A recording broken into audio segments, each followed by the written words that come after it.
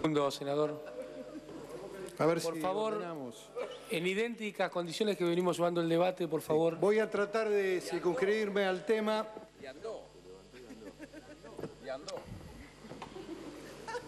¿Puedo empezar? Voy a tratar de circunscribirme al tema. Acabo de escuchar un relato disperso, confuso, de todos los males de la Argentina. Una característica, me parece lamentable en este Senado, que debe tener por lo menos jerarquía intelectual y mayor profundidad en el estudio de los temas y especificidad cuando debatimos de los temas. Porque si no hacemos un debate libre, alegre, donde las ideas se bifurcan, se dispersan, donde hay agresiones, y me parece que este no es el nivel que tenemos que tener.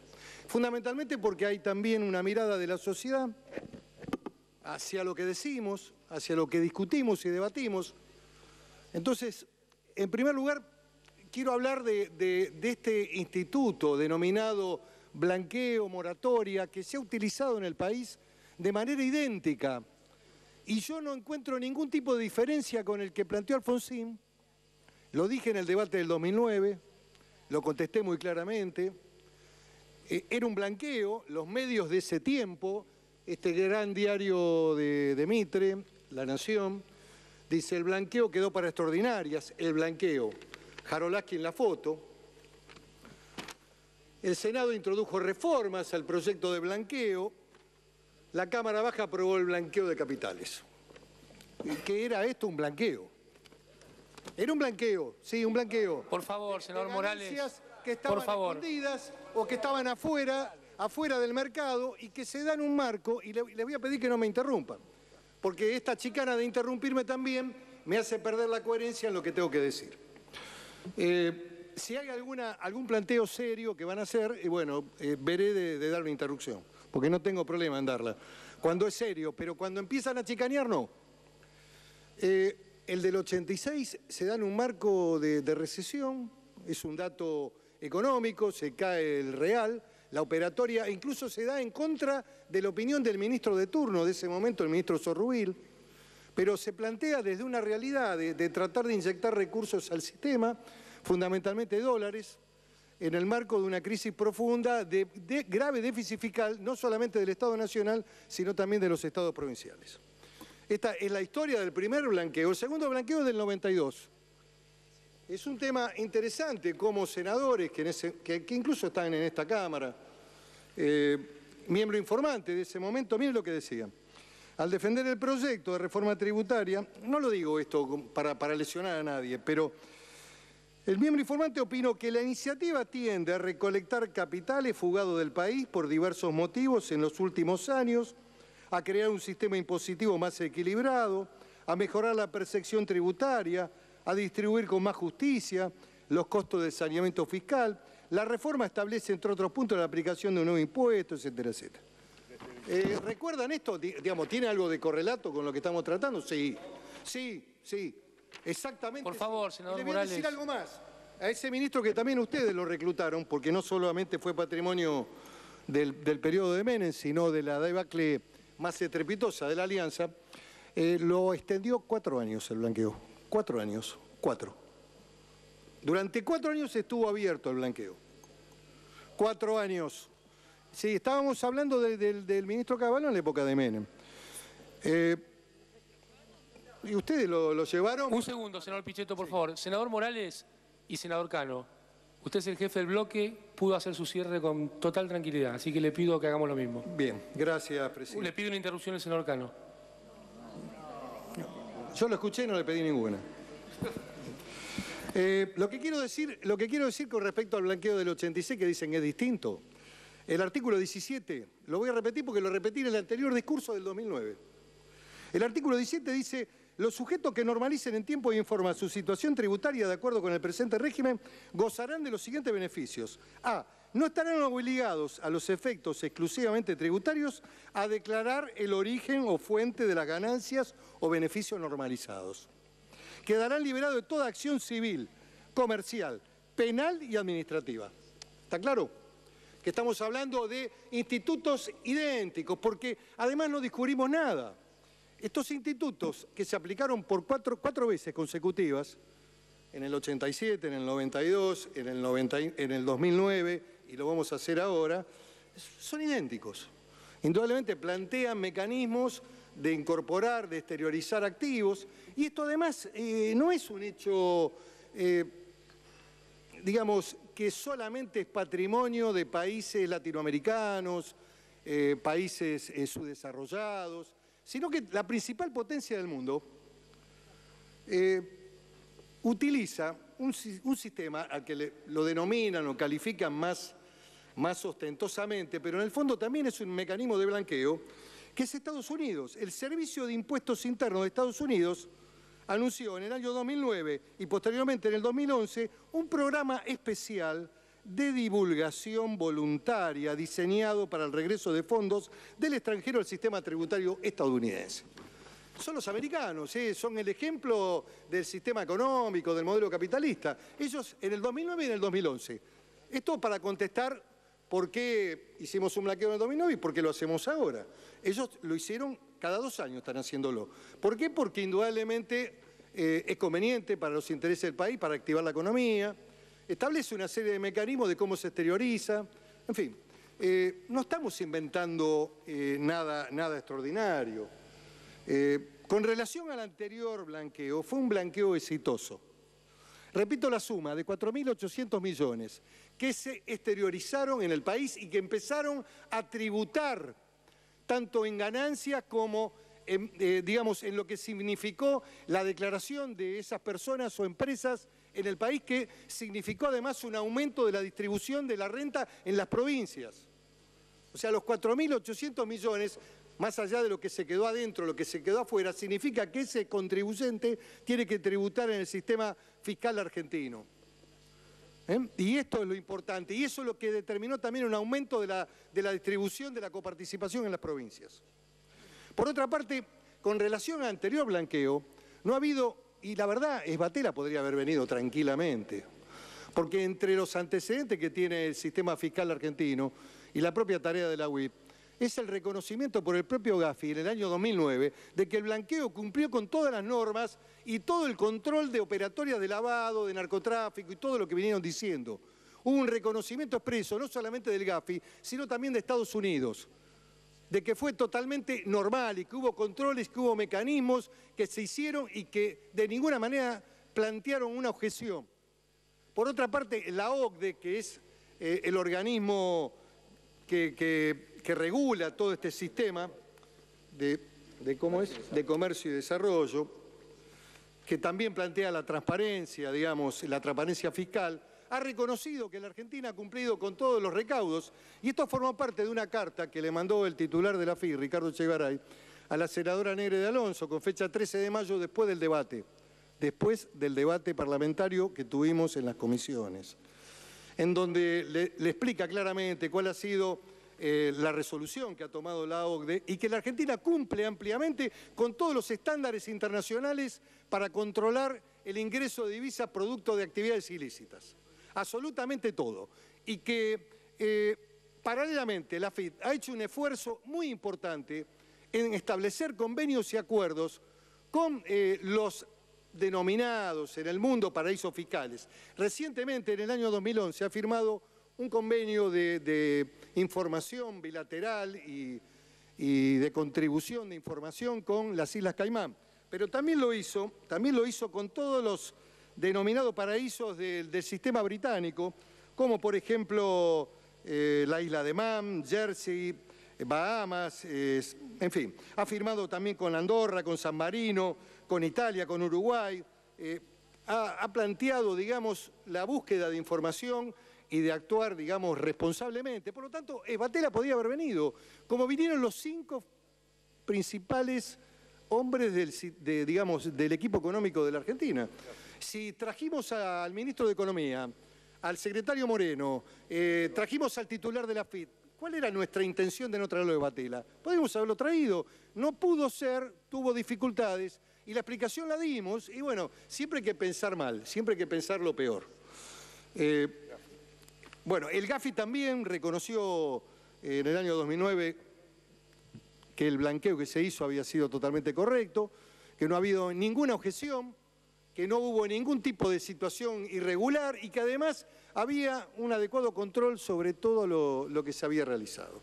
Así que quiero desmitificar esto de que van a venir, de que esto se va a convertir en una narcodemocracia, como se dijo acá, que van a entrar los narcodólares, el dinero de la trata, en fin, todas estas cosas que hemos escuchado y que no se ajustan para nada a la realidad de un blanqueo realizado hace 4 años y medio, que también fue un sistema de ordenamiento tributario. Y yo acá me voy a permitir, con todo respeto, porque tengo una valoración personal por Alberto Abad, en función de que lo conozco y me parece un hombre serio, pero yo discrepé en su momento también, porque la Argentina del 2001-2002 estaba inmersa en una crisis profunda, no solamente en el sector público, sino también en el sector privado.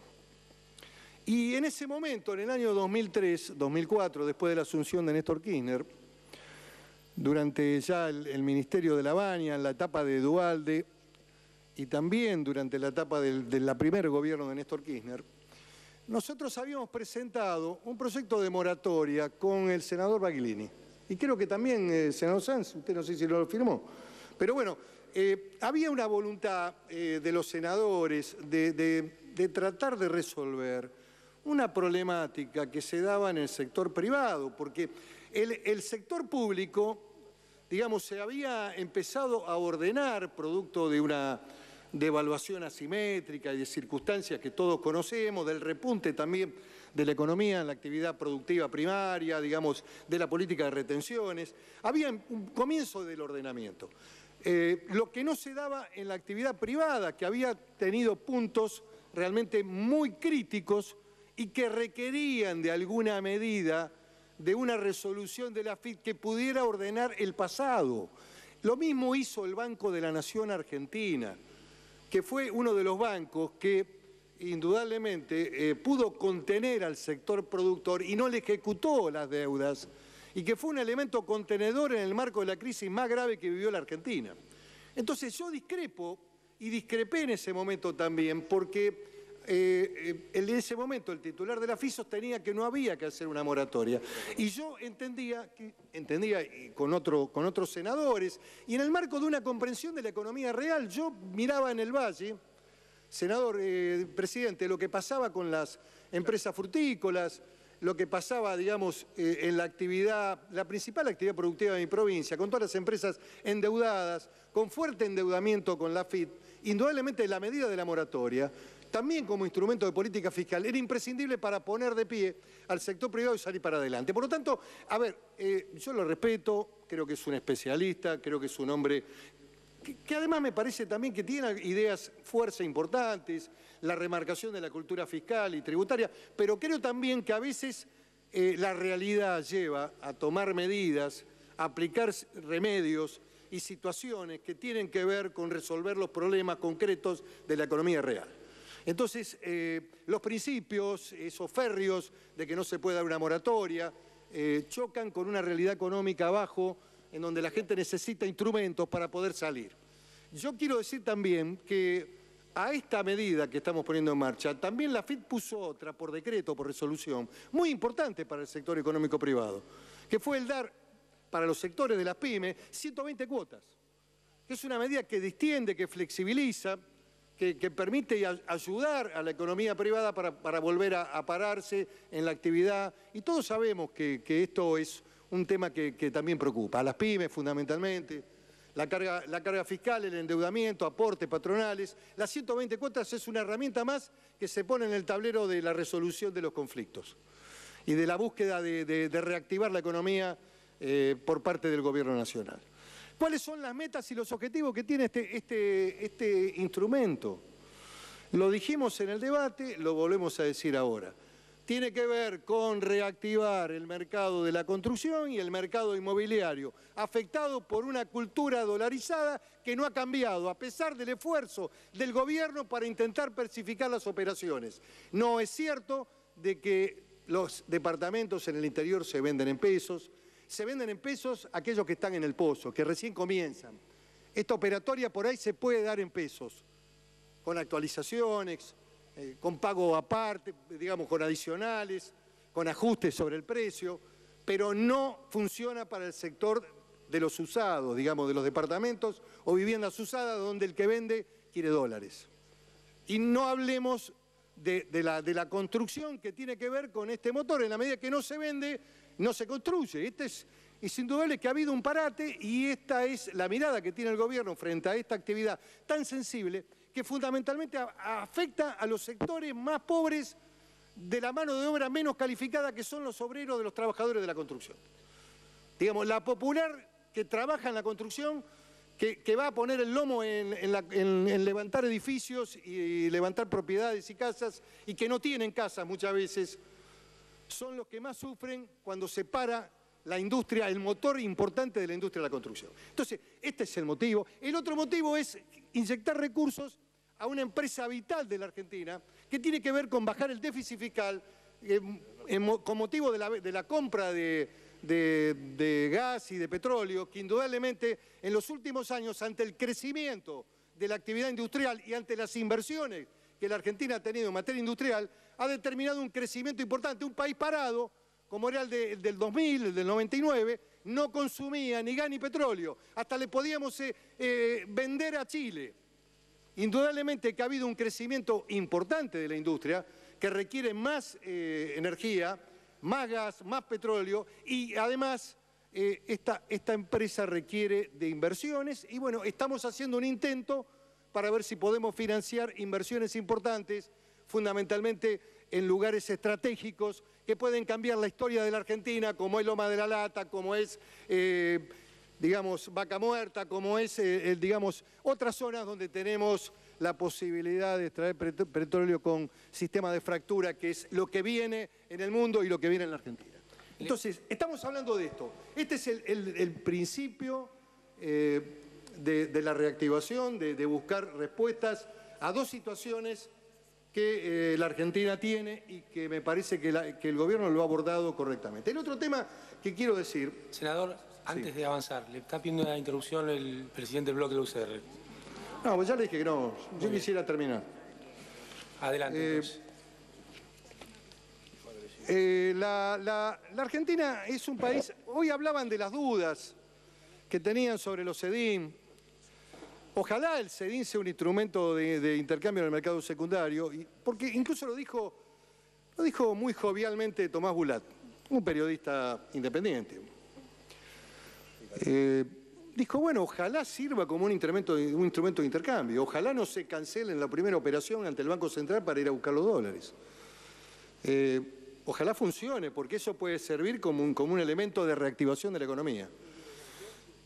Pero indudablemente los CEDINes que se emitan tienen respaldo dólar y el Banco Central va a tener que responder. Y además la Argentina en esto, y este gobierno, especialmente en estos últimos 9 años de gestión de gobierno, ha dado cabales muestras de su voluntad de pago. Los títulos públicos que ha pagado la Argentina han sido puntuales, se han pagado todas las deudas, incluso de los gobiernos anteriores. Voy a hacer un breve relato de lo que se ha pagado en el año 2011, el equivalente, porque se ha pagado en dólares, pero el equivalente en el 2011 a 76.411 millones de pesos. En el 2010, 102.759 millones. En el 2009, 72.000 millones. En el 2008, 38.087 millones. En el 2007, 29.765 millones. Y en el 2006, 24.513 millones. El detalle de los 10 títulos que se han pagado en el año 2011 en dólares está el Discount, el decreto 1735, el Boden Libor 2012, el Bonar, el Unit Euro Leg inglesa, la letra en dólares del ANSES, la letra en dólares del ANSES 4 del 8 del 11, el Bonar nuevamente, el Badar, en fin, todos los títulos hemos respondido puntualmente. Es uno de los pocos países que paga en efectivo. El mundo hoy está en crisis y están rolando la deuda. ¿Qué significa? Están haciendo nuevos títulos sobre los títulos que tienen para vencer.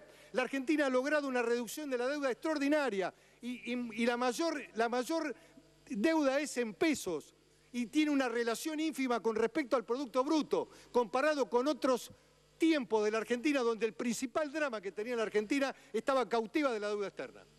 Entonces, no tenga ninguna duda que el Gobierno y el Banco Central van a responder ante la presentación de los sedines, de que no va a ser una emisión alocada y devaluada como fueron los patacones. Va a ser un instrumento para utilizar en estos dos objetivos que hemos planteado. Creo que no tengo mucho más para decir. Nosotros vamos a avalar este proyecto, lo hacemos convencidos, creemos que es un instrumento adecuado, que puede servir a la Argentina y vamos a votar positivamente. Muchas gracias, presidente. Gracias, senador. Bueno, propongo, si no hay otra moción, que hagamos una sola votación en general y en particular, dado el carácter, senador Fernández. Presidente, solamente pido que se tenga en cuenta la modificación producida en el artículo 15D, si no me equivoco. Sí, sí, por supuesto. 15D. De dedo. Entonces, bueno, están todos identificados, las senadoras y senadores. ¿Podemos poner a votación, secretario? Podemos votar, entonces, en general y en particular, en una sola votación.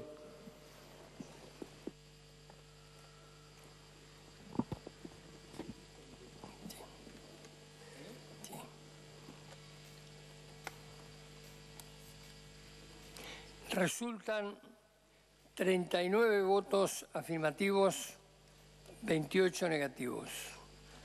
Muy bien, por lo tanto tiene media sanción, pasa a la Cámara de Diputados para su tratamiento. Y corresponde ahora seguir con el anexo 1. El anexo que fue, 1. senador Pichetto. Órdenes del día. Senador Pichetto. No, para hacer una propuesta a la Cámara. Votar el anexo 1, que no hay ningún problema, y después proponer que se voten los proyectos de declaración de emergencia. Sin fundamentos y sin discurso los votamos y bueno, y pasamos para la próxima sesión. Senador Cano. Senador Giustiniani. Senadora.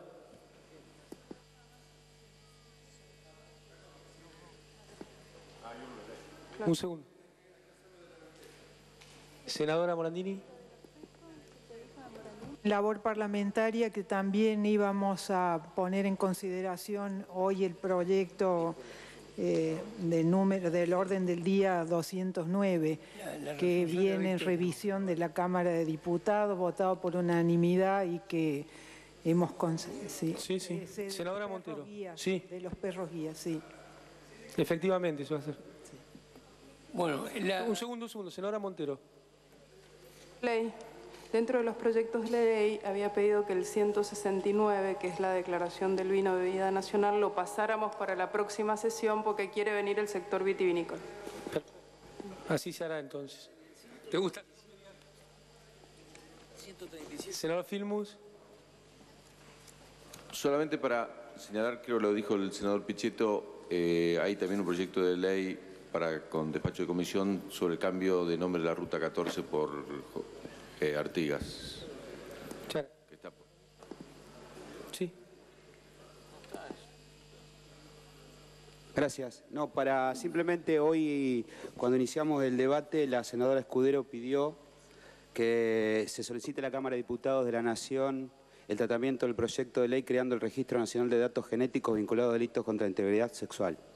Yo voy a solicitar que se agregue a esa solicitud el proyecto de la ley denominado grooming, que tipifica la conducta de aquellos que se valen de redes sociales y tipos informáticos para cometer delitos ultrajantes, generalmente a los menores de edad. Muy bien. Senador Morales, ¿usted quería agregar algo de lo de la ruta? Perfecto, muy bien. Bueno. Entonces empezamos con el anexo 1.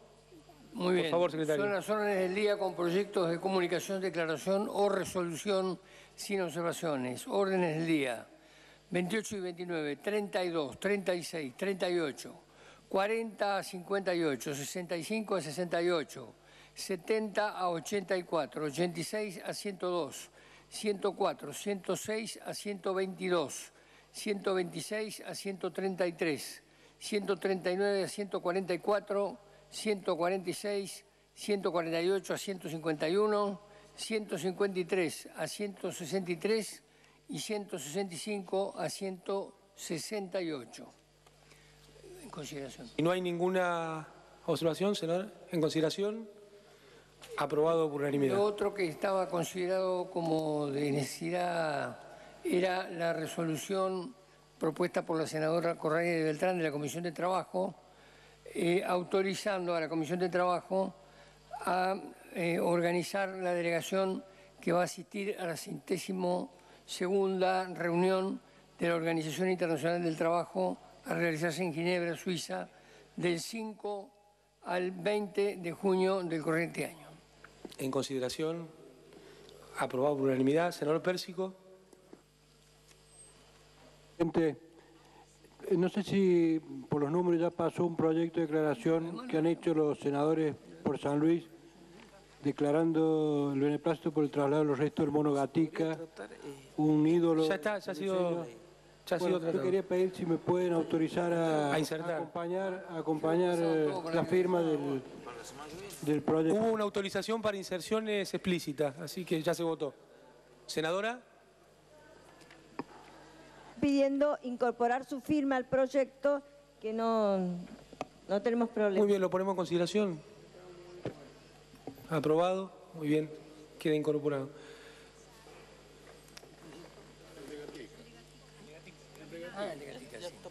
Está aprobado. Sí.